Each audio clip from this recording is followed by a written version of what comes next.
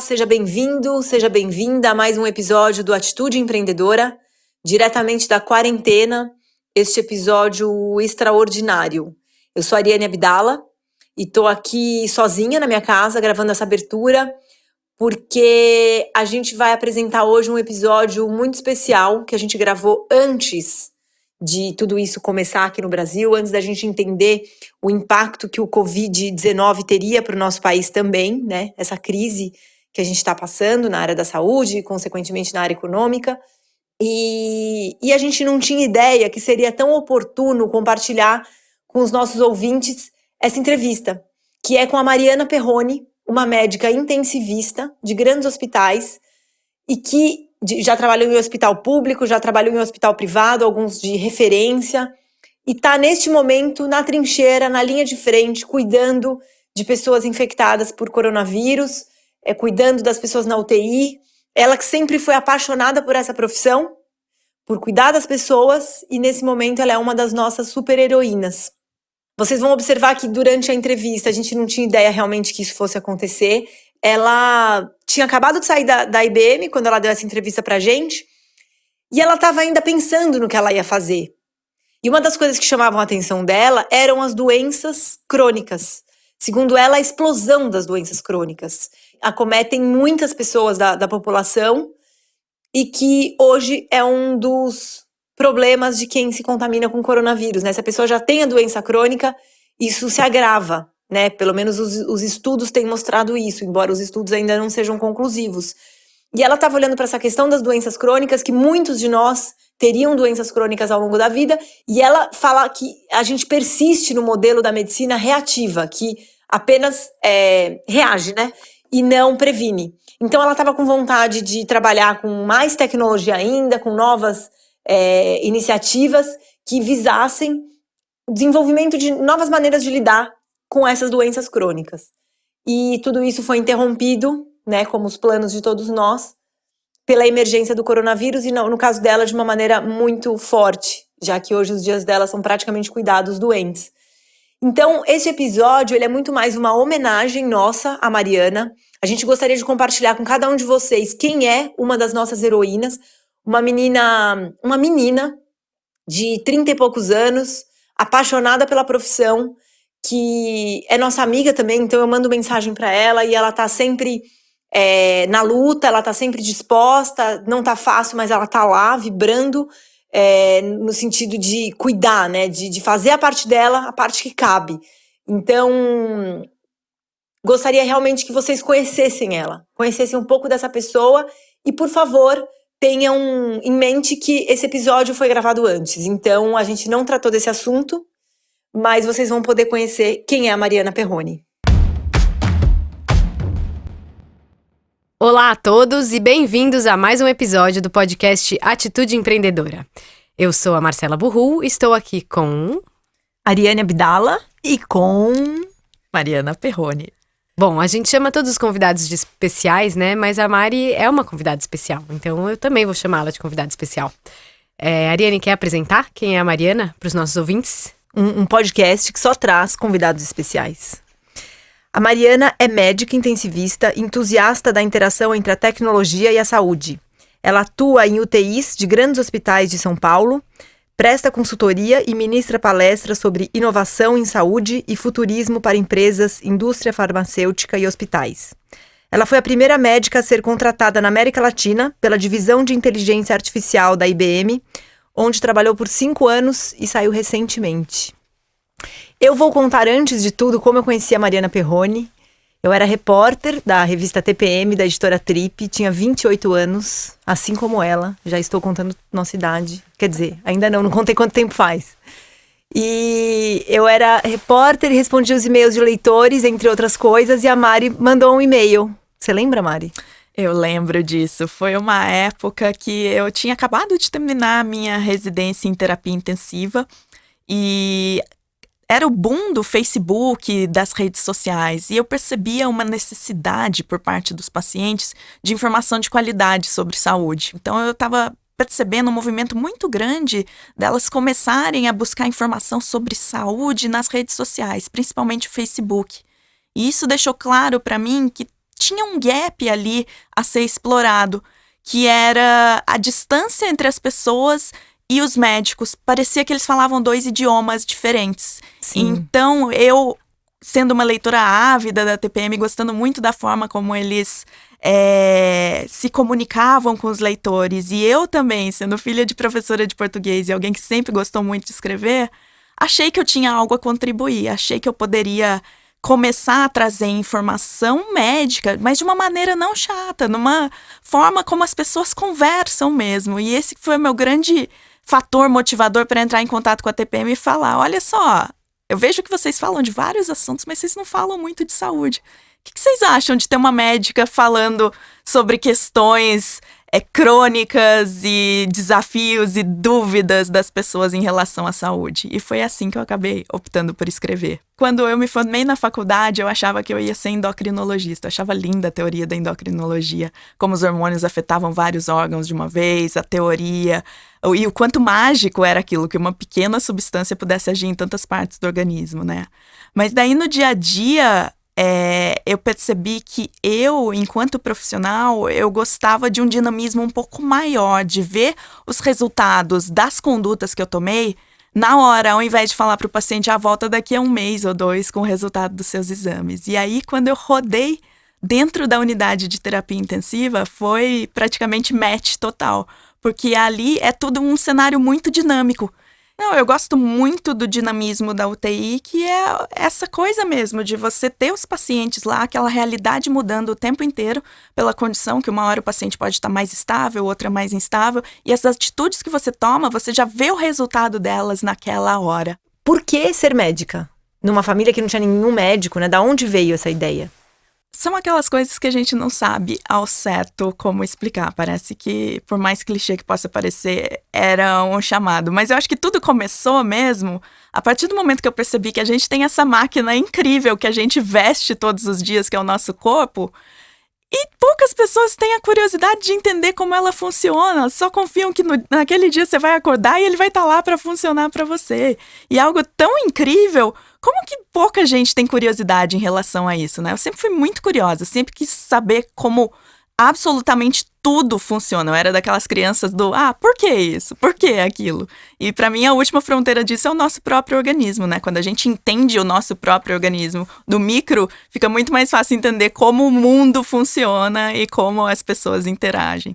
Você lembra alguma coisa, uma imagem, o que virou a chave na sua cabeça e você se ligou nessa curiosidade, nesse tema? Eu lembro um dia que eu estava acompanhando minha mãe para levar meu irmão para tomar uma vacina no posto de saúde.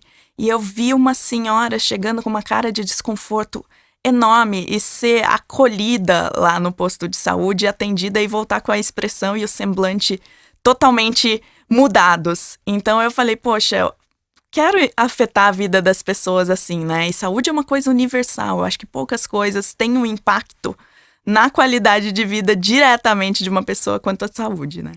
Os médicos, assim como muitas profissões, Mari, aprendem muito a técnica e o conhecimento que eles precisam para cuidar desse corpo. Mas, como eu disse, como muitas profissões, muitas vezes o médico ele não é preparado para sair da faculdade e entrar num ambiente de trabalho, né? Que envolve um monte de outras sutilezas. Conta pra gente como foi o começo da sua carreira. Você daí terminou sua residência em UTI, né, em terapia intensiva, foi trabalhar em UTI. E como é que foi sair desse ambiente que é mais de escola, né, de você aprender com os médicos mais experientes e, de repente, ter que construir a sua própria carreira? Como é que foi isso? Ninguém te prepara pra isso. Não é que nem Grey's Anatomy, uma coisa tão óbvia que aparece em todos os seriados óbvios que a gente assiste. Não é tão romântico assim, porque a faculdade de medicina, ela te prepara muito bem para diagnosticar e definir qual é o melhor tratamento para uma pessoa. Só que ninguém te conta que você vai precisar de habilidades como trabalhar em equipe, gerenciar equipes, traçar a sua própria carreira e empreender mesmo. Então, isso acaba sendo um choque quando você chega no mercado de trabalho e percebe que tem outras habilidades que vão além do saber ver um paciente, saber o que ele tem e como tratá-lo. Qual foi seu primeiro ou o mais importante, primeiro talvez você não lembre, mas seu aprendizado mais importante, assim, quando que você percebeu que você precisava saber mais do que qual dose administrar ou quanto tempo deixar o paciente internado? Assim, eu acho que antes de tudo eu quero deixar claro que eu sempre quis fazer medicina, sempre foi o meu sonho. E cada vez mais que eu avançava na faculdade, na residência, mais eu ficava empolgada e impactada com tudo o que eu via e tinha certeza de que era aquilo mesmo que eu queria fazer. Só que quando você cai no mercado de trabalho, e eu caí, eu trabalhei tanto em hospitais de cidades pequenas quanto cidades grandes, tanto no sistema público quanto no privado, em hospitais minúsculos até o melhor hospital da América Latina, eu percebi que eu podia estar lá dentro, mas independente dos recursos e da estrutura de cada hospital, tendo ele o máximo de recursos ou o mínimo, a gente continuava fazendo absolutamente a mesma coisa. Primeiro, a gente trata os pacientes, a gente chega nos pacientes depois que os problemas já aconteceram, depois que as doenças já existem. O problema 2 é que a gente ainda trata as pessoas de acordo com o que funciona para a maioria delas, não o que seria ideal para cada uma. Até hoje, a gente ainda baseia as nossas condutas, do ponto de vista médico, naqueles estudos gigantes que são chamados de ensaios clínicos randomizados, né? Porque são eles a nossa melhor evidência científica para dizer o que funciona para a maioria. Só que aqui que vem o problema. O que é maioria? Ninguém se pergunta o que é essa maioria, né? E eu fui atrás, eu descobri uma publicação do FDA, a agência reguladora americana, que ela compila anualmente todos os estudos clínicos que resultaram na introdução de uma droga nova para o tratamento de alguma doença. E o que eu percebi? Que o que a gente chama de maioria corresponde a só 1 a 2% da população mundial. E não só isso, o que a gente chama de maioria são principalmente homens, brancos, jovens e norte-americanos. Essa representação, ela se dá porque é esse perfil que geralmente é convidado ou que aceita participar desses testes, é isso? Exatamente isso. Então, o que começa a ficar claro? Que a gente fala em maioria, mas na verdade a maioria não é tão representativa assim da população mundial. A gente trata um câncer de mama da mesma forma em Ruanda, ou aqui em São Paulo, ou em Nova York.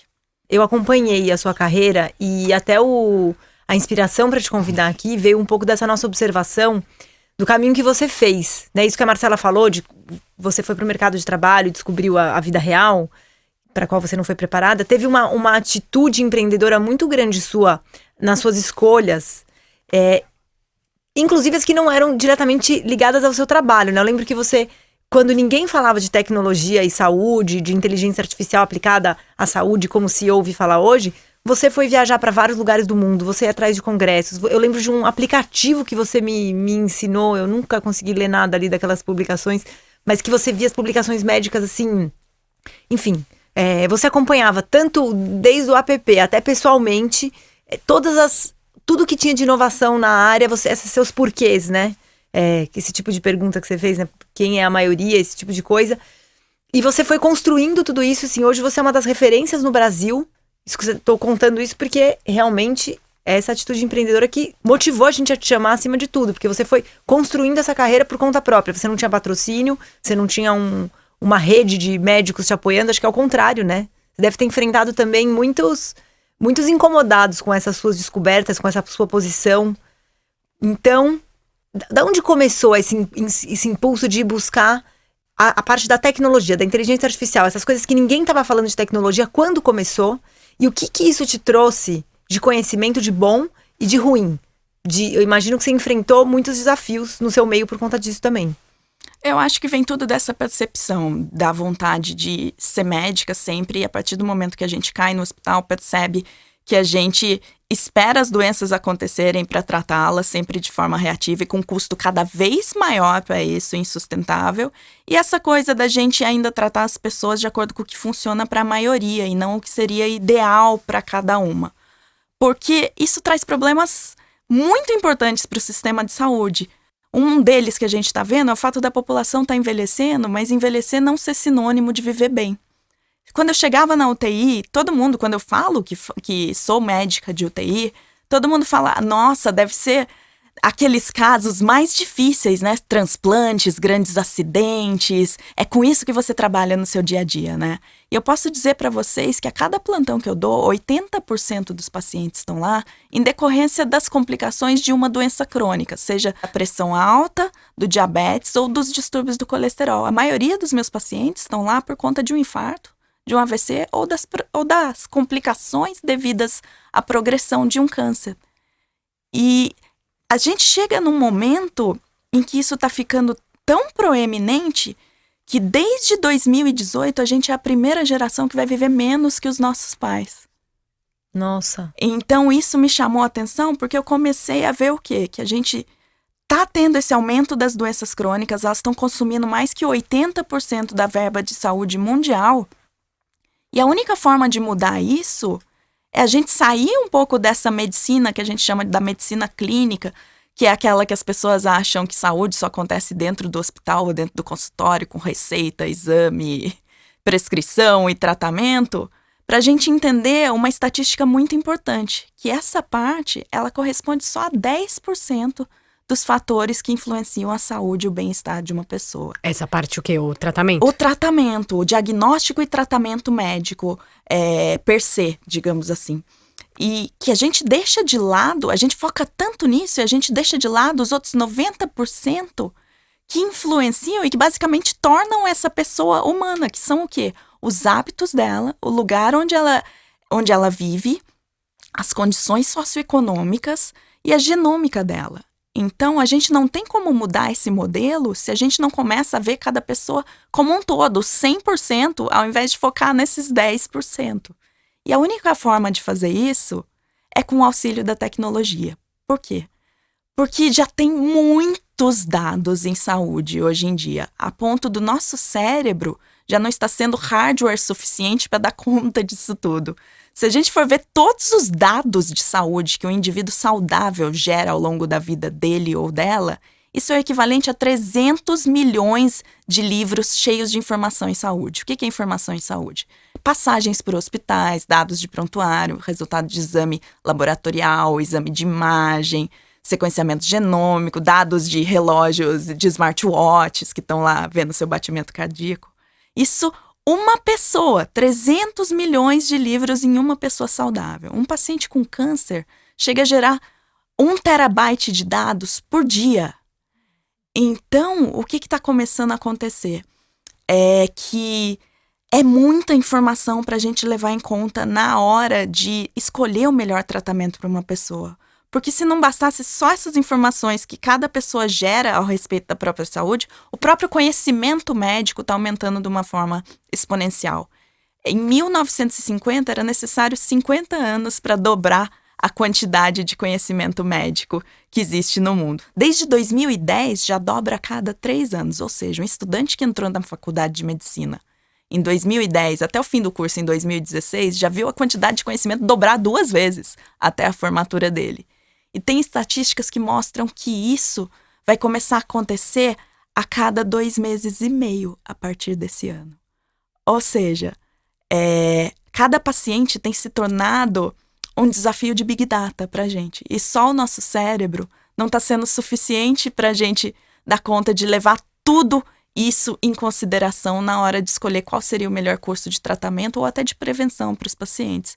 E eu acho que é aí que começou o meu grande interesse pela tecnologia. Essas inquietações minhas, que eu acho que eu me defino mesmo como uma pessoa, como uma médica inquieta, eu tive um pouco de resistência, porque as pessoas começaram a me perguntar, poxa, então você não gosta tanto assim de medicina, né? E pra mim é o oposto, eu gosto tanto que eu acho que tá na hora da gente alterar o principal mandamento do juramento de Hipócrates, que é aquele juramento que a gente repete na formatura da faculdade de medicina, que o principal mandamento dele é não causar dano, né? Eu acho que, poxa, a gente já tá num momento que não causar dano é muito pouco, né? A gente já tem como mudar ele para fazer mais o bem. E é engraçado quando todo mundo me pergunta como fazer isso hoje em dia, como que eu fiz. E eu acho que as pessoas esperam que eu fale um caminho, faz esse curso, aquele curso e aquele curso. Mas simplesmente, quando a gente detecta um problema real e uma necessidade de mudar, nem sempre vai ter um curso pronto para te ensinar e dizer que você está preparado para atacar aquele problema. Então, eu acho que você tem que ir e descobrir onde as pessoas estão falando sobre isso. Nesse sentido, o Twitter teve um papel muito importante, porque eu consegui, a partir de hashtags, identificar grupos que estavam discutindo sobre isso, grupos de acadêmicos, grupos de médicos, grupos de universidades. E com isso eu fui conseguindo descobrir também eventos onde essas pessoas se reuniam. E pequenos, não dá nem para chamar de congresso ou conferência, porque eram mais alguns encontros mesmo, para as pessoas se encontrarem e dizerem no que elas estavam trabalhando, o que elas estavam pensando. Com isso, eu fui parar em Stanford, eu fui parar no Vale do Silício, eu fui parar em Seattle, e acompanhando alguns projetos. E à medida que o tempo foi passando, além disso, eu optei a fazer mais ou menos o que eu fiz na época da TPM. Eu começar a escrever em um blog sobre essas inquietações minhas e essas necessidades de mudança que eu via dentro da saúde por meio da tecnologia. Isso foi começando a chamar a atenção e grandes empresas, hospitais foram começando a me chamar para discutir com eles, para consultoria de como que poderia começar a mudar essa realidade. E você sente que essa realidade começou a mudar? Porque você está contando pra gente uma perspectiva super interessante de você tratar mais o paciente como indivíduo do que como um carregador de um sintoma que é tratado de maneira igual, né? Mas eu te confesso que todas as consultas e exames que eu fiz até hoje, eu nunca senti um tratamento desse tipo. Então, queria entender, você que está no campo, o quanto isso está sendo aplicado de verdade ou o quanto a gente ainda está na teoria? Olha, no início há bastante resistência, né? Porque eu acho que ainda tem muito da cultura do médico ter aquela coisa, sem demérito, mas de falar da Torre de Marfim, dele querer ser a fonte única de informação e incontestável, né?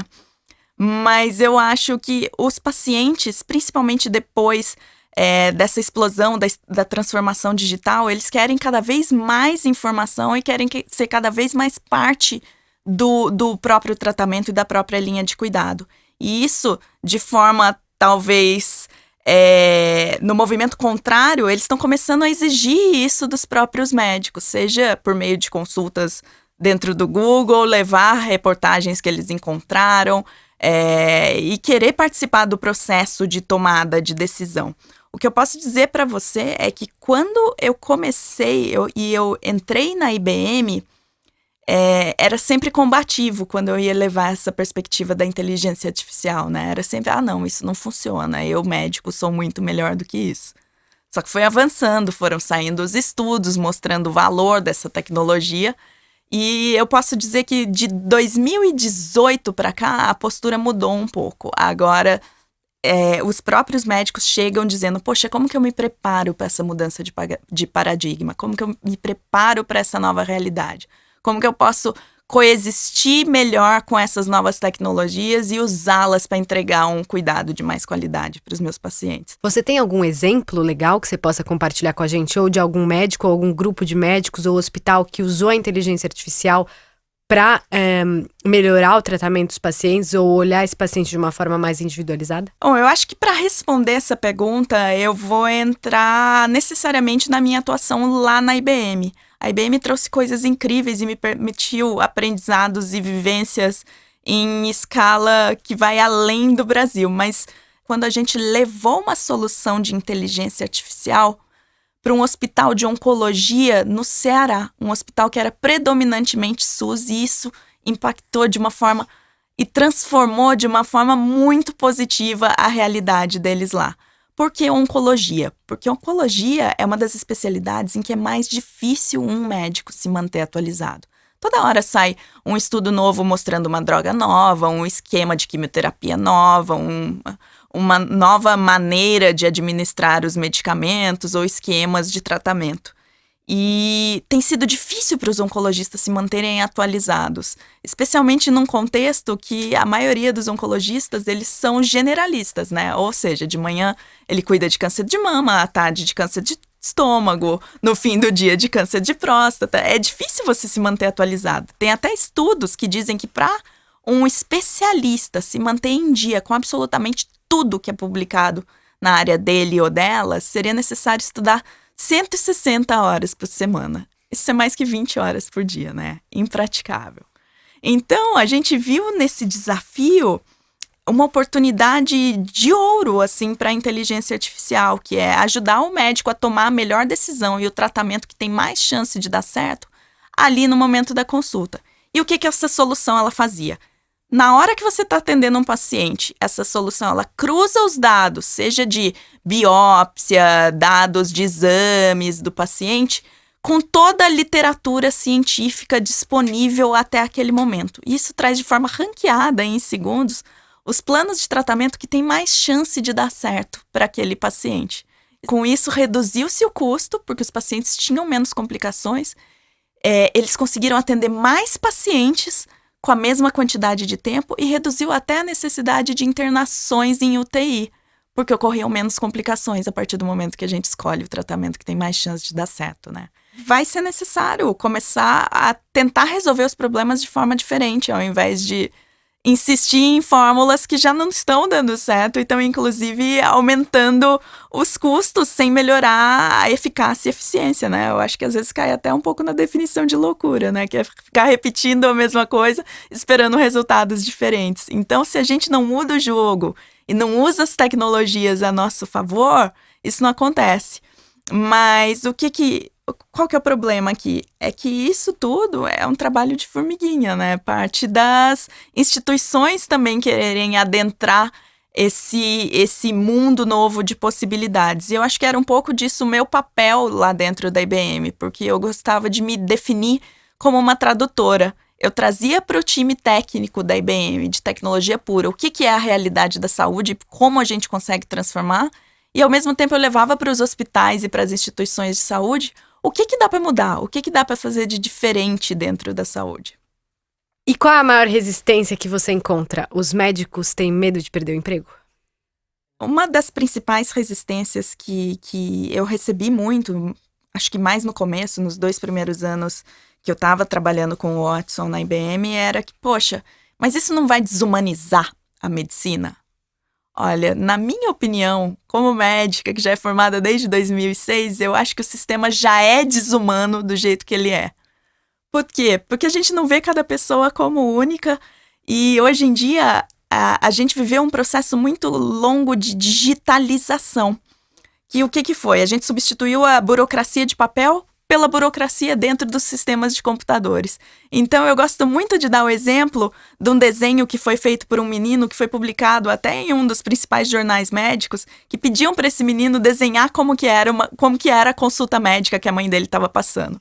E o que é curioso desse desenho é que o menino coloca ele, era um menino de 7 anos, acho, do lado da mãe e da irmã, e o médico de costas digitando no computador. Nossa. Então, a gente precisa dessas tecnologias que tirem a gente desse trabalho burocrático e permitam que a gente volte a fazer aquilo por qual a gente foi treinado, né? Que é cuidar de gente. Hoje tem estatísticas que mostram que mais de 50% do nosso dia de trabalho, ele é gasto com burocracia e trabalho administrativo. Ou seja, você está tirando os médicos da beira-leito e colocando eles para fazer trabalho administrativo a seu favor, né? Eu vivi recentemente o diagnóstico de câncer do meu pai e eu acho que essa foi uma das experiências que mais abriram os meus olhos para isso. Porque o meu pai descobriu um câncer de próstata, ele passou em 5 médicos diferentes e os 5 falaram cada um uma conduta diferente. Ele fez 2 biópsias, cada uma tinha um resultado diferente. Você viu na sua pertinho tudo que você estuda. Eu vi na pele tudo aquilo que eu estudo. Eu ainda vi como os pacientes estão à margem do processo quando eles deveriam estar no centro.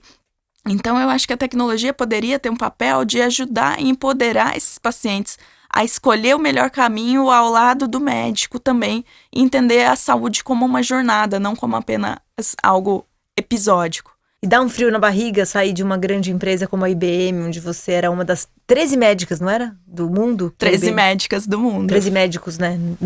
Entre homens e mulheres. Exatamente. Pelo mundo da IBM. Dá um frio enorme na barriga, porque é deixar de lado uma corporação, uma Big Nine, uma das maiores empresas de tecnologia no mundo, para viver o empreendedorismo, né? Mas eu acho que com a minha trajetória, só o fato de ser intensivista, a UTI já tem muito de empreendedorismo também, né?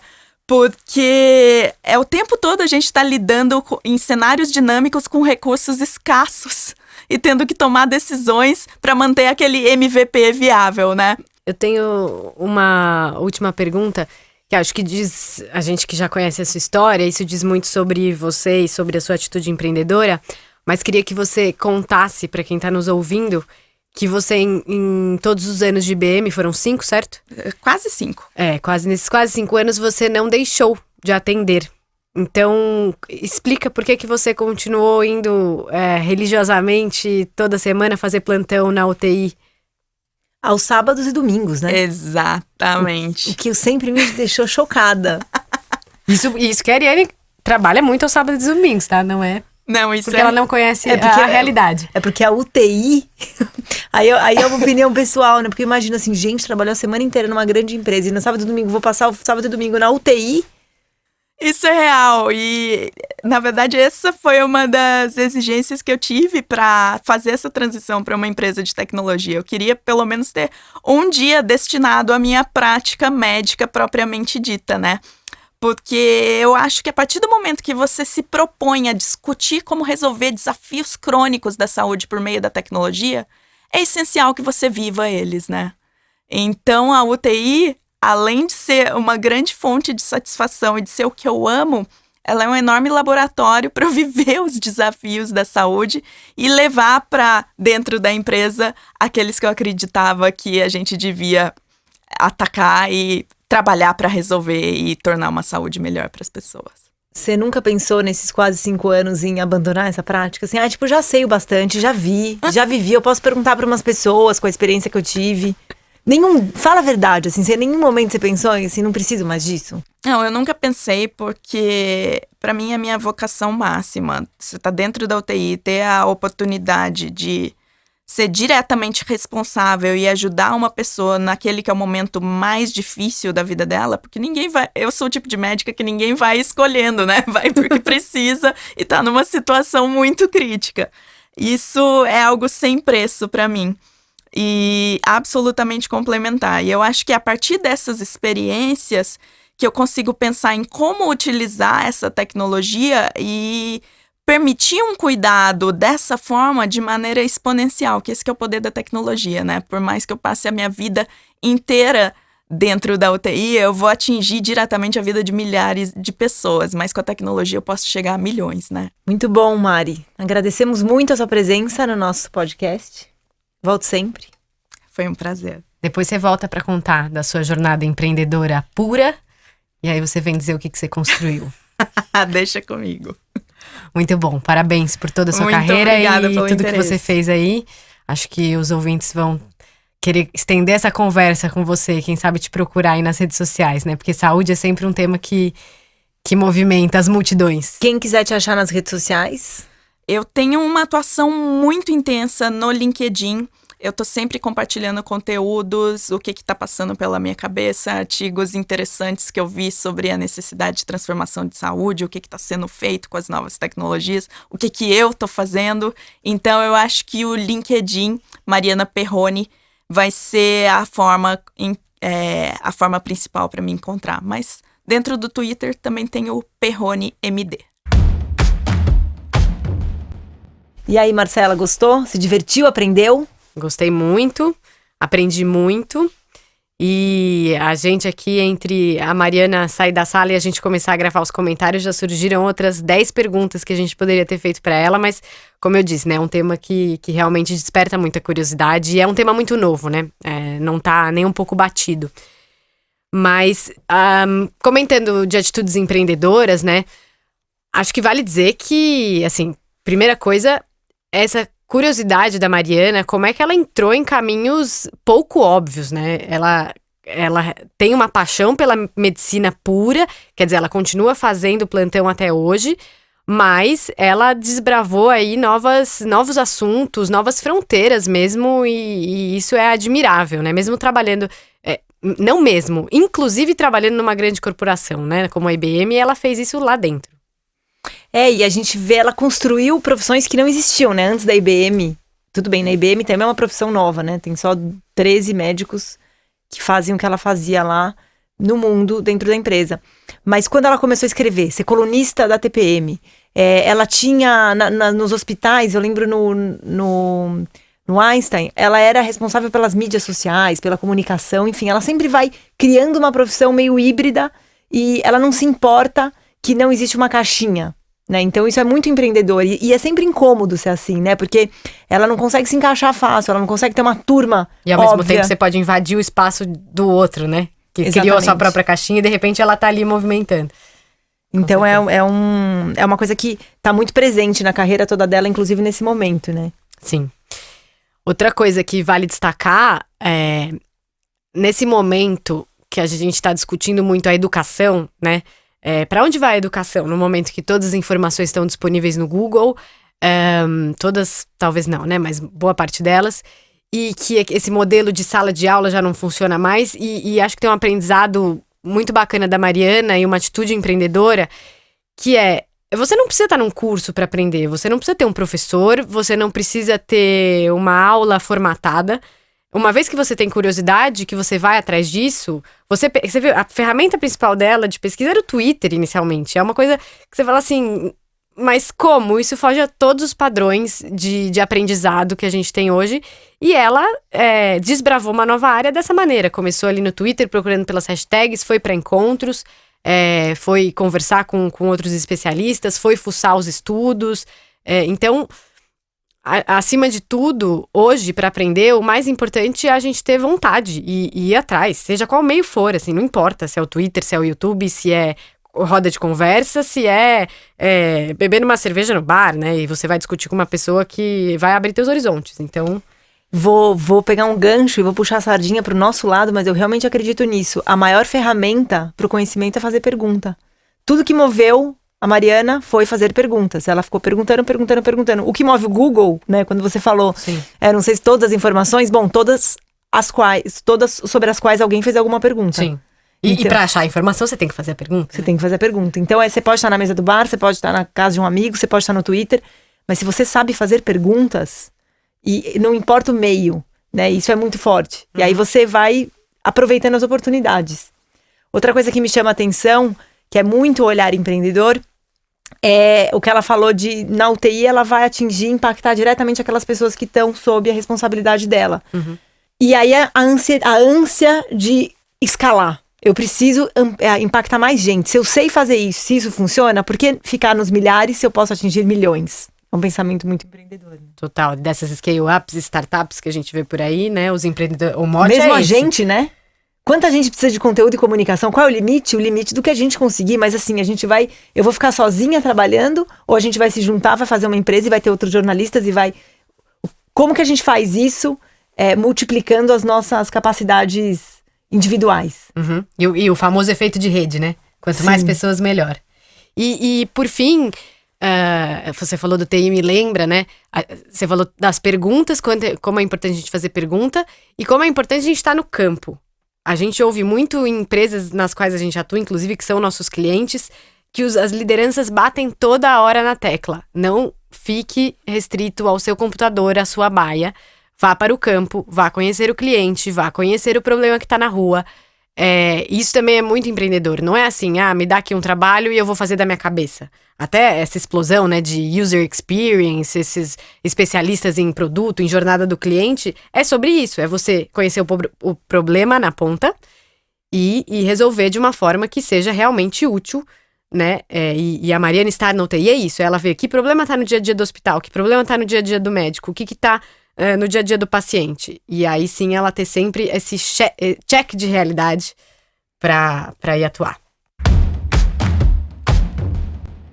Essa foi a entrevista com a Mariana Perrone, que, como eu disse, foi realizada antes do coronavírus chegar até aqui.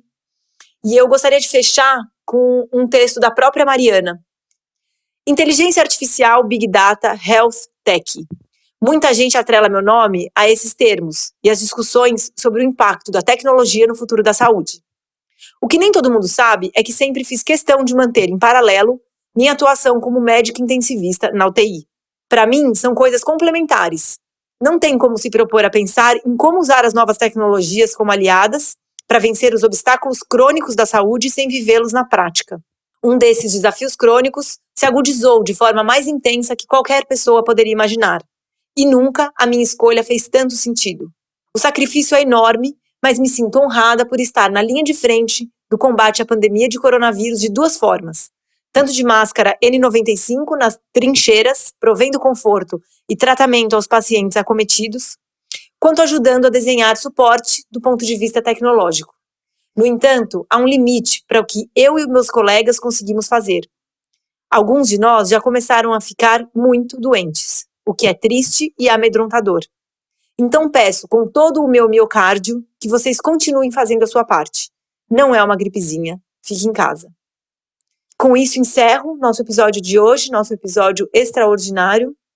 Aguardo comentários, sugestões, observações nas nossas redes sociais. A gente está no Instagram, podcast Atitude Empreendedora, e também no YouTube. É isso. Até a próxima semana.